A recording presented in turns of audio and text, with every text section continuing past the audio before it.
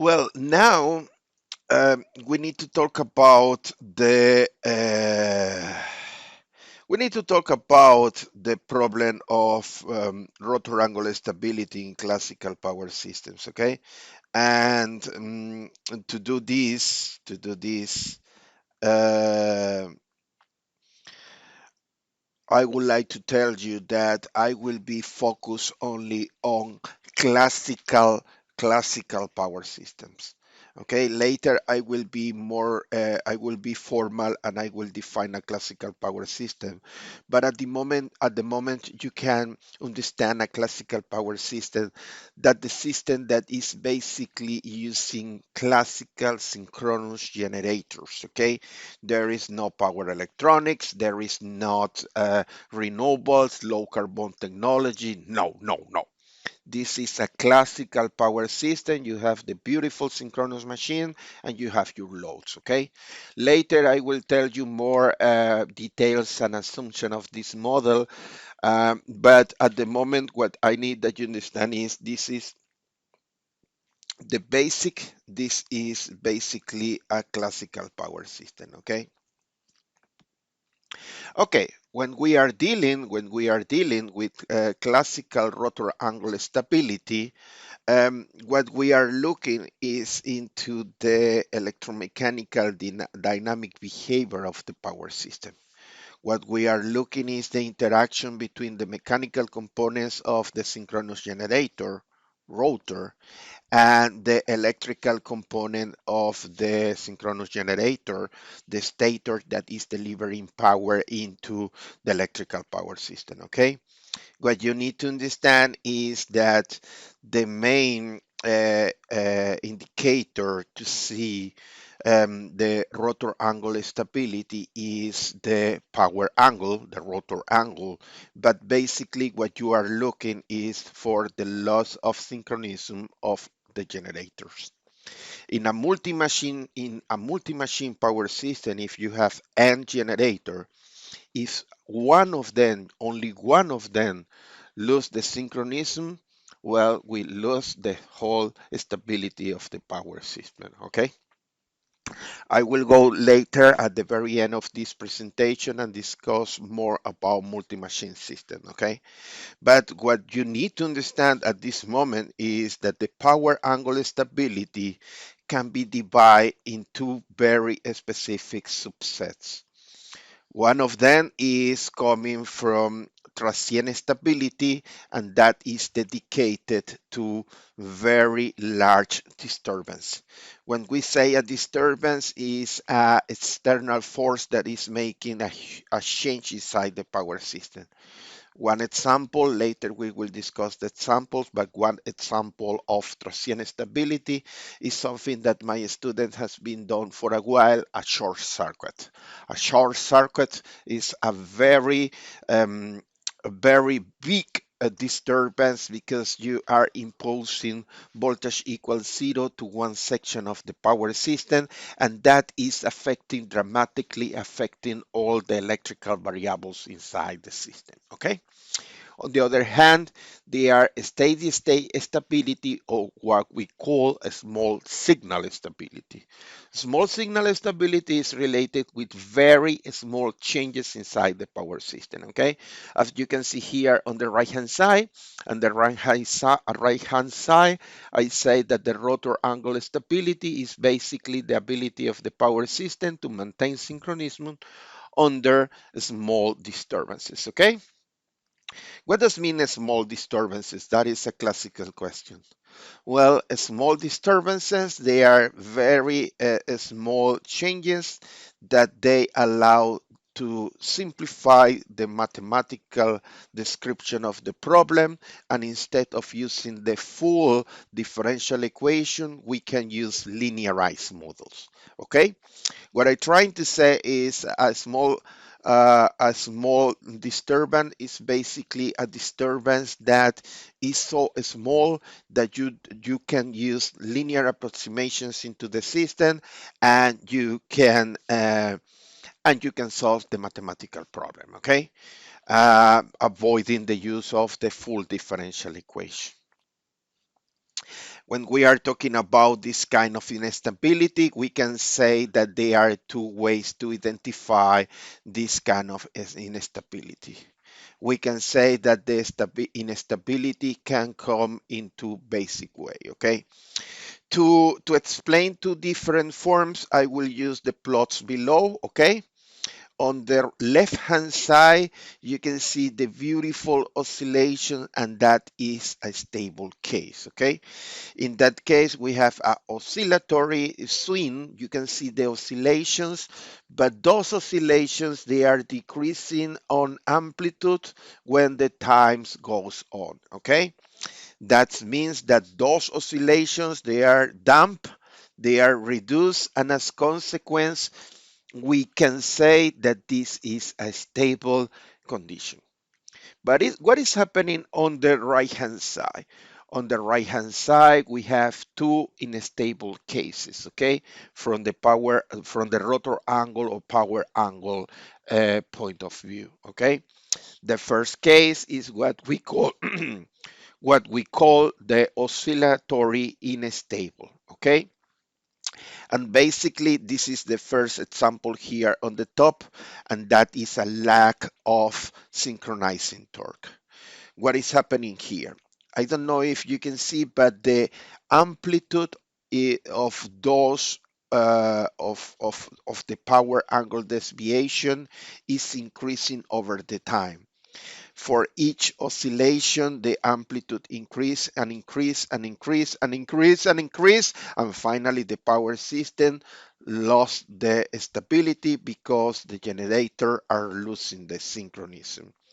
To be honest, this is one form of instability. We call this kind of instability oscillatory instability, okay? Because the oscillations are increasing in size, and that means that we don't have enough torque inside the synchronous machine to compensate the changes. That is basically what I am trying to say over here, okay? And finally, to the far right here, you can see something that is a non-oscillatory in a stable case, okay? And that is the case of no enough levels of damping torque, okay? I don't know if you realize that there are some oscillations over here, and to be honest, the oscillations, they are reducing on the amplitude over the time. What I can say is every time that the curve is swinging, you are reducing the amplitude, but there is a problem. I don't know if you realize, but there is a component that is making the angle taking off, and that is what we call non-oscillatory instability. I mean, there are some damped oscillations, but at the end, this component that is increasing over the time is what is creating the problem. Okay? Okay. And then we have the beautiful problem of large disturbance rotor angle stability. Um, Large disturbance rotor angle stability is typically called transient stability. Some books they call transient stability or first swing stability. Okay, depending of the book, you will find different different vocabulary, okay? If you are using a Paul Anderson or Kundor or Kimbark or Machowski or any book, you will find some differences in vocabulary, okay? Here, large disturbance rotor angle stability is a synonym of transient stability, okay? And is basically the ability of the power system to maintain the synchronism when the system is subject to a severe disturbance, okay? What does mean a severe disturbance, a massive disturbance? Basically, for instance, short circuits in transmission lines. Short circuits, as we say, It's a big disturbance, it's a large disturbance because, as you remember, it's a shunt condition imposing a sudden reduction of the voltages at the fault point, and that is affecting the whole system. Okay. Okay, what is the problem? That when we have this kind of large disturbances, we have big external forces, we are affecting so big the system that there is no possibility of using linear approximation. In this case, when we are working with large disturbance, we cannot use linearization. I mean, forget algebraic variables and forget linear relationships. When we are working with Transient Stability, welcome to differential equations. You need to use the full differential equations. I love this because allow you to see all the electromechanical processes and the full dynamic of your power system. What is the good news? Using differential equations, you can have the full picture. What is the bad news? Well, some of my students, they are scared about differential equations. I know that some of my students, they will say, okay, but Dixieland Power Factory or ETAP or any other software, power system analysis software, they solve the differential equation for me. Well, that is true, that is true. But if you don't understand those differential equations, how those differential equations behave, then when you try to explain your results, you will be in some problems, okay? Or also, if there is any numerical instability in your simulations, probably you will not be able to see that because you don't have understanding about the differential equation, okay? Okay.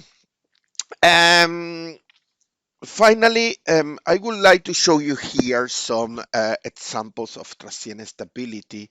In blue color, you can see the oscillations. They are damp. They are reduced on amplitude for each oscillation. I mean, when the times go on, you can see how the size or amplitude of those oscillations are reduced. That is a classical stable case. Then we have in black color what I call the instability, but this is a oscillatory instability. You can see how the amplitude of the rotor angle is increasing. That is extremely bad because you are, and remember something, when you are talking about changes on the rotor angle is because the machine is subject to imbalance, and that require mechanical imbalance. You are making the machine to suffer because you have a mechanical stresses going inside the machine. That is extremely dangerous. And remember, the synchronous generators, they are very expensive inside the power system. We don't want this kind of amplitude increasing over the time. That is a no-no. Oscillatory instability, that is a no-no. And also over here in red color, I am presenting probably one of the ugliest instability form, and that is the non-oscillatory. Okay, you can see that the amplitude of the oscillations over the time, they are reduced, but there is a big component that is taking off, and I am using on purpose the expression taking off because it's like a rocket. You can see how the power angle is increasing so fast, and you can see how the system became unstable. Okay. For this section, I highly suggest to my student to go to the book of Prabhat Kundur and have a proper reading on chapter 4 and chapter 5. Okay. Or also, if you prefer the most recent book, the Machowski Bielek, please go and read chapters 4, 5, 8, and 9. Okay. Okay. But let's talk about disturbance size and time frames, okay? I have been teaching power system dynamics to undergraduate, postgraduate, doctoral level, doing research teaching industrial trainings, and every single time somebody come to me and ask me, what is the size to describe the difference between a small disturbance and a big disturbance? Well, I'm afraid that every single system has own characteristics, and every single system depends of the power capacity, topology, inertia constant of the generators, blah blah blah blah blah blah blah. There is no a general rule. What I can say is that typically, and I will use the expression typically, small signal stability is basically small changes at the demand. Okay, when we have problem of small signal stability, a very tiny, a very small change on the demand, you will excite the unstable mode and the system will oscillate and you will lose the synchronism. Even with something very small, like the very small changes on the demand in a steady state. That is probably one of the that is one of the problems about small signal stability. But large signal stability, they are very simple to see. For instance, a short circuit. Short circuits are typically large disturbances, okay? Because they create big changes or they request or they impose a lot of stress on the power system, okay? However, there are other kind of problems that they can be big or large disturbance, okay? For instance, the loss of one generator. If we lost the biggest generator inside the power system, of course, that will be a dramatic event for the power system,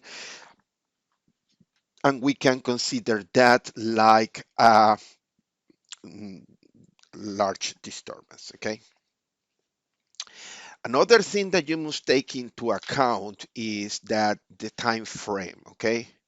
When we are talking about small signal stability, we are talking about this kind of oscillatory behavior that can be increasing over the time, but take times to see the response.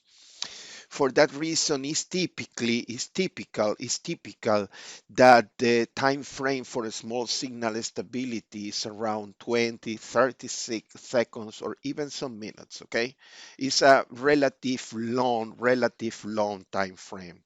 However, in a large disturbance stability or transient stability, to be honest, we are interested on very short time. I mean, if we have a large disturbance, some books they say that we must focus on the first swing, because if the system survives to the first swing, the possibility of instability is almost zero to none. Okay. However, I must be honest, those numbers that I present above, they are just generic, and those numbers are present in books like Stevenson or some books like Condor, okay? Other kind of book, modern books, they say those values depend of the parameters of the system. For instance, there is a strong connection for the large disturbance or the large or transient stability between the time frame and the size of the constant. What I'm trying to say is the inertia constant on the generators is basically one of the important variables defining the time frame for large disturbances. Okay. Okay.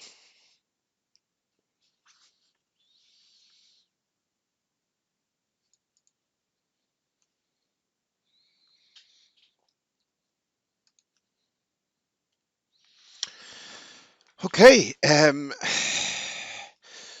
I must explain few assumptions that we are doing uh, working with the classical power angle stability. Okay. Uh, um, those assumptions are basically designed in order that you can simplify the problem, and you simplify the problem without losing so much accuracy or precision of your results. Okay. And typically those assumptions are basically in order to make the stability study focus on what they need to focus. Okay. The first assumption that we are doing is that um, we care only about fundamental frequency signals. Okay. What I'm trying to say is, okay, frequency can change inside the power system because the electromechanical behavior of the synchronous machine, but we don't care about any other um, effects. For instance, if there are harmonics components inside the power system, we don't consider them. We assume that the power system is using only very beautiful and perfect sine wave. Okay.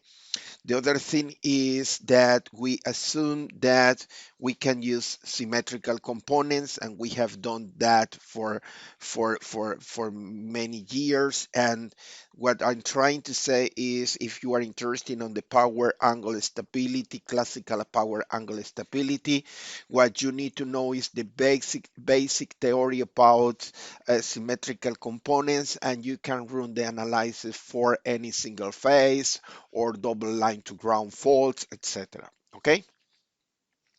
And finally, the third assumption over here is that we don't consider the voltage changes because the machines rotor speed machines variation. Okay. The third assumption is a bit more complicated to understand, but if you go to the classical books about power system machines, there is some components of the fluxes inside the synchronous machine changing and depending of the machine speed. In these classical rotor angular stability studies, we don't consider that, we neglect that, we disregard that. Okay. Three basic assumptions: fundamental frequency in the whole system, symmetrical component theory can be applied, and there is not machines variations voltage in the system. Okay. The interesting thing is the consequence of those assumptions. You can see that now the consequence of that assumption is that you can use phasors to represent electrical quantities inside the power system. I mean, voltage and currents, for instance, and you can use the beautiful phasor algebra in order to get variables like impedance, voltages, powers, and so on. Okay. And the second consequence is that if you need to study any unsymmetrical faults, you can use the classical component theory, and using positive, negative, and zero sequence, you can use your problem. Okay. Okay.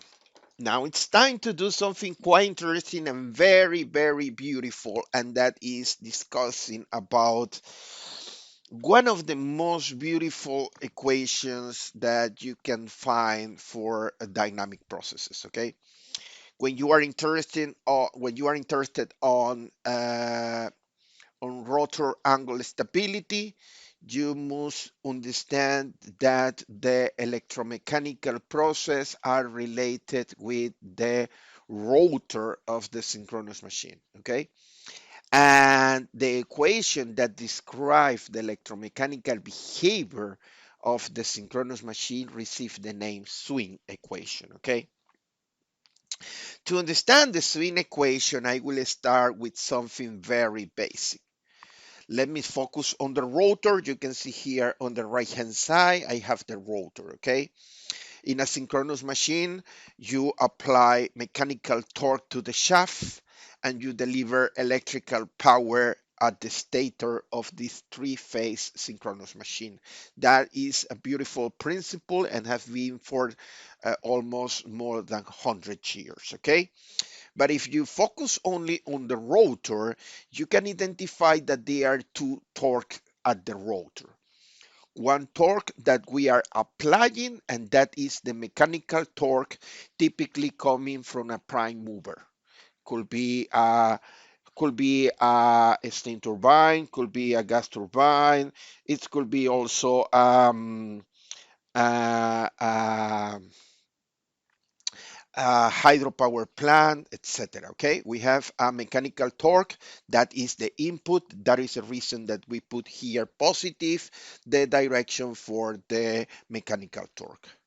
But on the other hand, when this machine is delivering power to the grid, you must know that there is a magnetic field created by the stator, and this magnetic field created by the stator is interacting with the magnetic field at the rotor of the synchronous machine. The interaction of those magnetic fields represent in the mechanical world like a electrical torque that is trying to oppose to the movement created by the mechanical torque. That is the reason that you can see here a negative sign here for the electrical torque, because the electrical torque is trying to oppose to the input torque that we apply on the shaft. Okay, and what is inside the red box over there? Well, inside the red box over there, you must recognize that is the second Newton's law. Okay, mass, acceleration, blah, blah, blah, blah. But in this case, instead of using forces, we are using torques. The sum of the torques must be equal to the moment of inertia multiplied by the acceleration. In this case, this is a mechanical acceleration, and we can define that the mechanical acceleration is equal to the second derivative of the mechanical position of the rotor. Okay? And what is important here to see is if the mechanical torque is equal to the electrical torque, that means that the difference is equal to zero. We are in a balance, okay? But more important is that the accelerating torque is equal zero. And the only way that that can happen is if this acceleration over here is also zero. And that means there is not acceleration at the rotor, okay? Normal operation, mechanical and electrical torque, they are in balance, acceleration equals zero, the machine is working in a steady state, and the rotational speed should be equal to the synchronous speed, okay? Good. But if there is any imbalance, for instance, if we have a positive accelerating torque, that means that we have more mechanical power than electrical, or we have more mechanical torque than electrical torque, and the machine will be accelerating and the rotating speed will increase. And on the other way, if we have a negative acceleration torque, that means that the electrical torque is larger than the mechanical torque, and the machine is deaccelerating, and the rotational speed is reducing. Okay. What I will do now is transform this equation, introducing the moment of inertia over here, and you can see again we have two important things to define. Okay. Two important things that you must understand. I was talking about the angular acceleration and mechanical acceleration of the rotor, like the second derivative of the mechanical angle over the time. Okay, I was talking about that. But what you need to understand is that mechanical angle, if you look over here on the rotor, that mechanical angle is basically an angle that is measured between the rotor that is rotating at rotor speed and a reference that we assume that is rotating at the synchronous speed. What I'm trying to say is that that angular displacement is a relative angle, and that relative angle is based on assuming that there is a reference angle that is rotating at synchronous speed. Okay? What I want that you understand, if the machine is working in a steady state, that mechanical angle can be a constant. And that means both vectors are rotating at the same speed, the synchronous speed. But when you calculate, the acceleration is equal to 0. But if there is any speed deviation, if there is any torque imbalance in the machine will try to accelerate and the mechanical angle will start to swing, okay? What I was trying to explain with words is this equation over here. If the system is working in a steady state, if that is the case, we don't have any changes on the mechanical angle. But if there is any change on the mechanical angle, that means over the time we need to represent that mechanical change based on the synchronous speed of the machine, based on the reference, okay? And the first equation that you can find on the top is the equation defining the mechanical angle referred to the reference that is rotated at synchronous speed. Now, if you apply the first derivative to that equation and then apply the second derivative to that equation, what we realize is that the mechanical angle theta is equal to the mechanical angle delta, okay? And from there, we can transform between the angles, the mechanical angle theta and delta, and it's very simple to see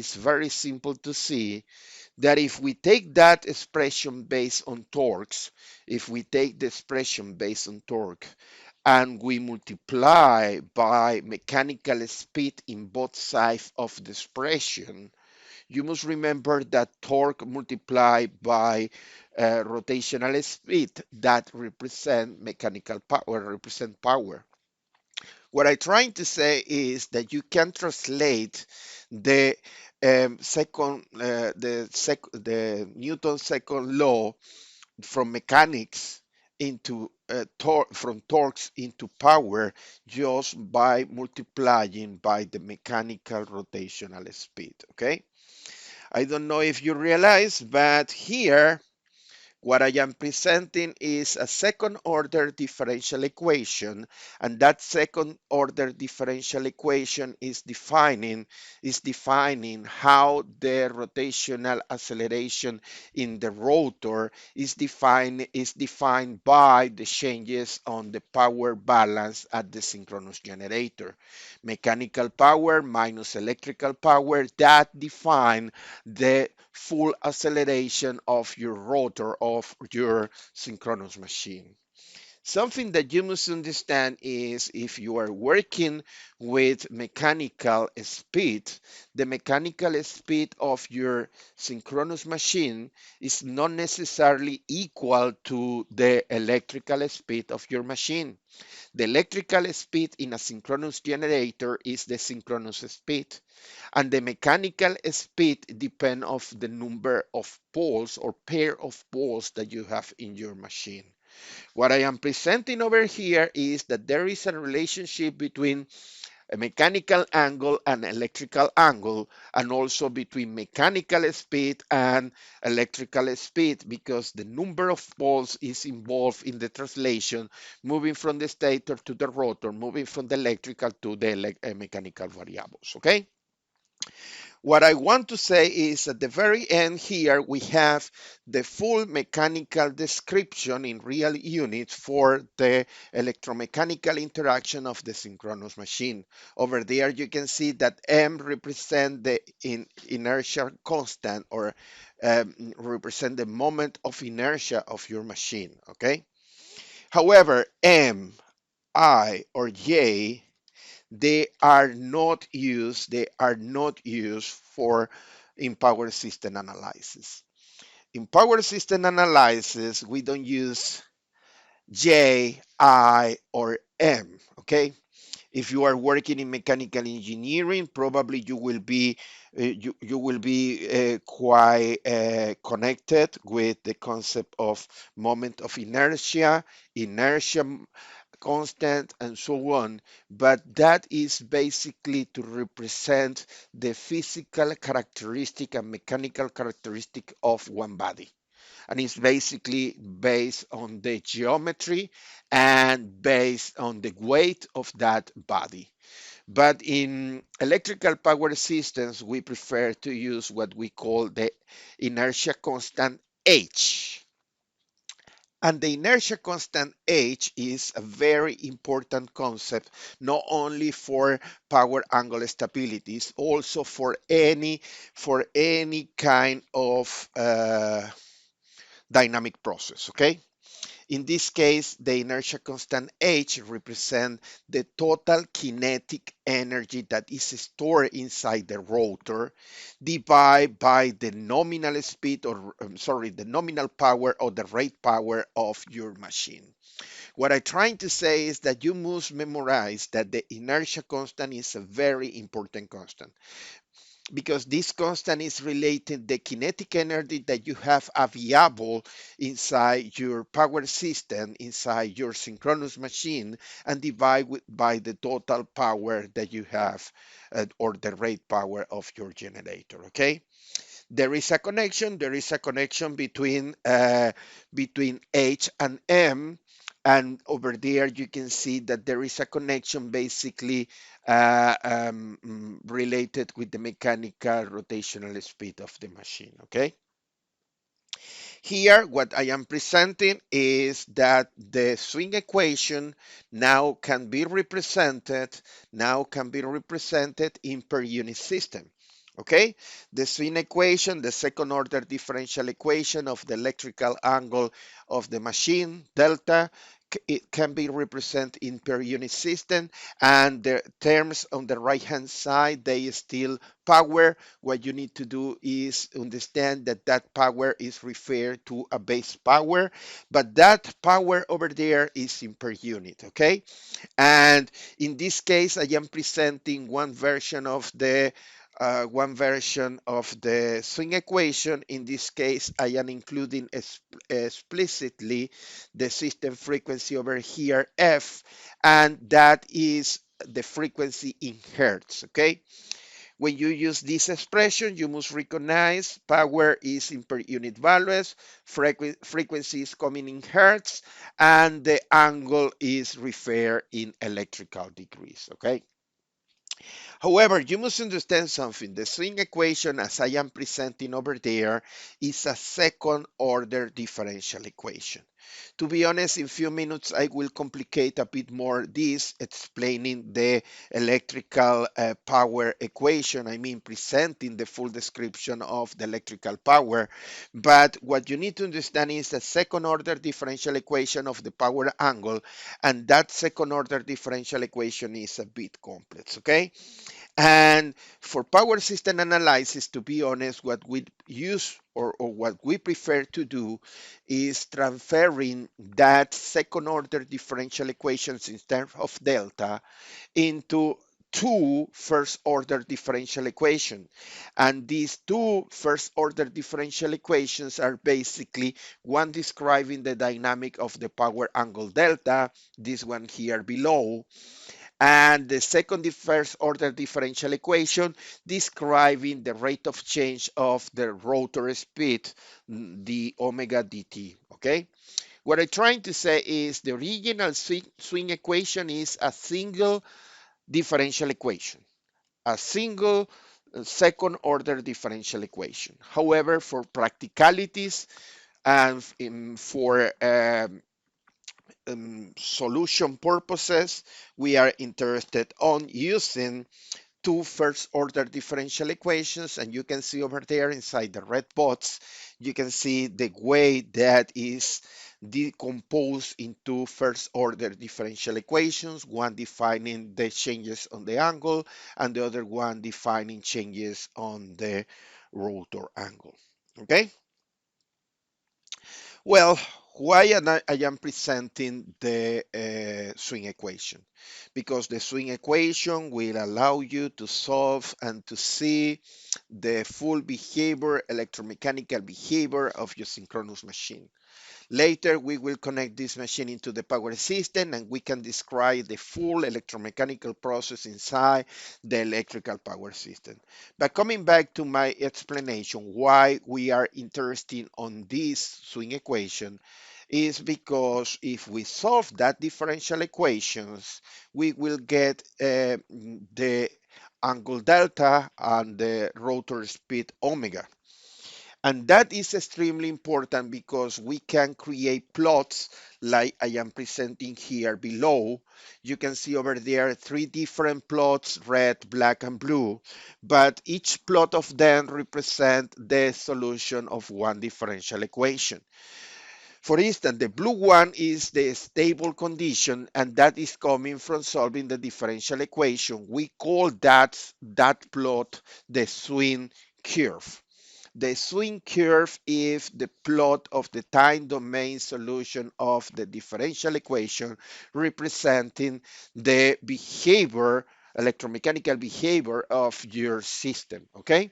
What I'm trying to say is when you use plots to represent the time domain solution, that is when we are analyzing the response of your system, and we can use that in order to assess the stability of your power system. Okay?